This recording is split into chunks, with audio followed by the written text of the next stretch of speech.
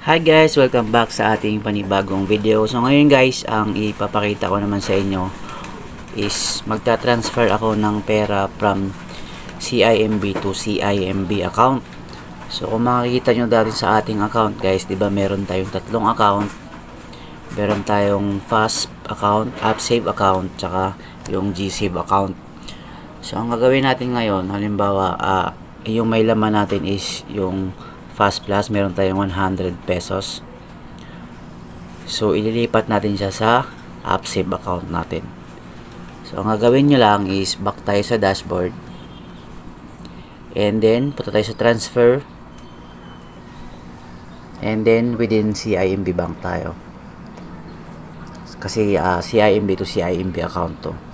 So, saan natin siya ililipat? Sa AppSave account. So, ang gagawin natin is i-click natin yung AppSave kung saan kung saan natin siya ililipat sa AppSave. And then, type natin yung amount. So, 100. Then, continue lang natin. So, makita nyo naman, wala siyang transaction fee kasi CIMB to CIMB account siya. And then, confirm lang natin.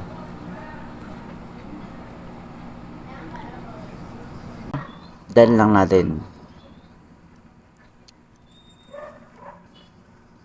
So, refresh natin. And then, punta tayo sa account.